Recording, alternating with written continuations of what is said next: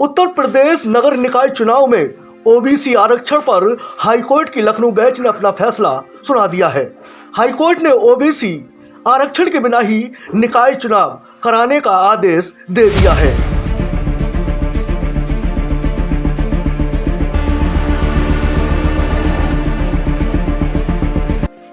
इस फैसले को सरकार के लिए बड़े झटके के तौर पर देखा जा रहा है।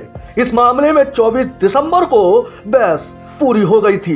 कोर्ट ने निकाय चुनावों से संबंधित सभी 93 याचिकाओं पर सुनवाई के बाद 27 दिसंबर तक फैसला सुरक्षित कर लिया था।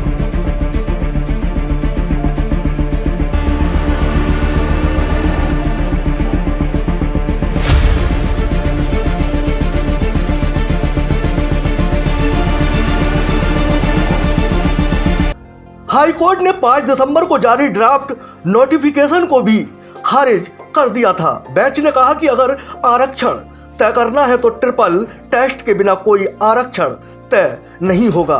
सरकार को चुनाव जल्दी कराने चाहिए।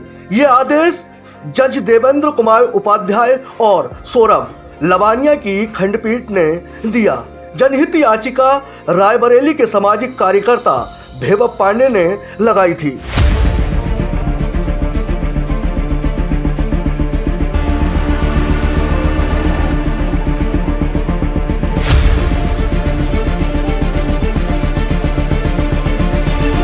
कोर्ट के इस फैसले के बाद अगर सरकार को ओबीसी आरक्षण लागू करना है तो कमीशन गठित करना होगा। यह कमीशन पिछड़ा वर्ग की स्थिति पर अपनी रिपोर्ट देगा। इसके आधार पर आरक्षण लागू होगा। आरक्षण देने के लिए ट्रिपल टेस्ट यानी कि स्तर पर मानक रखे जाते हैं। इसे ट्रिपल टेस्ट फार्मूला कहा गया है।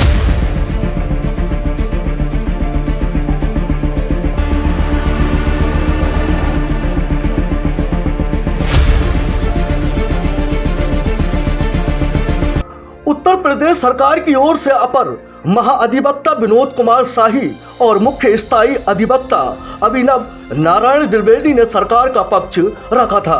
दलील दी गई कि निकाय चुनाव में ओबीसी आरक्षण एक प्रकार का राजनीतिक आरक्षण है।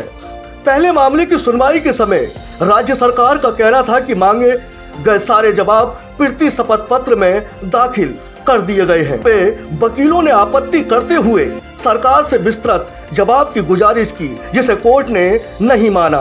राज्य सरकार ने दाखिल किए गए अपने हलफनामे में कहा कि स्थानीय निकाय चुनाव मामले में 2017 में हुए अन्य पिछड़ा वर्ग के सर्वे को आरक्षण का आधार माना जाए। सरकार ने कहा कि इसी सर्वे को ट्रिपल टेस्ट माना जाए। यह भी कहा कि ट्रांसजेंडर को चुनाव में आरक्षण नहीं दिया जा सकता।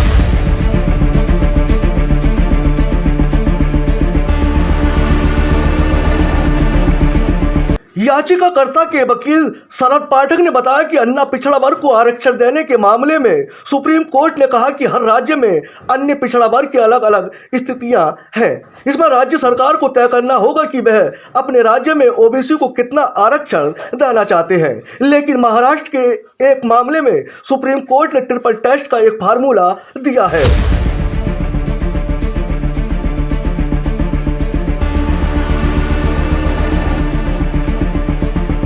हाईकोर्ट में निकाय चुनाव में आरक्षण पर 65 आपत्तियां दाखिल की गईं। हाईकोर्ट ने सभी मामलों को सुनवाई पूरी कर ली है। याचिकाकर्ताओं के द्वारा ओबीसी आरक्षण से लेकर जनरल आरक्षण पर आपत्तियां दर्ज कराई गई थी। सरकार के वकील की तरफ से 2017 के फार्मूले पर आरक्षण लागू किए जाने का दावा किया गया, जिस पर हाईकोर्ट ने सख्त सवाल करते हुए पूछा कि जब सुप्रीम कोर्ट ने 2021 में ओबीसी आरक्षण को लेकर नई गाइडलाइन जारी की गई तो उसका पालन क्यों नहीं किया गया था। दोस्तों, आप ये खबर देख रहे थे राशिद मलिक के साथ। इसी तरह की और वीडियो देखने के लिए हमारे चैनल को सब्सक्राइब करें और पेज को फॉलो करें।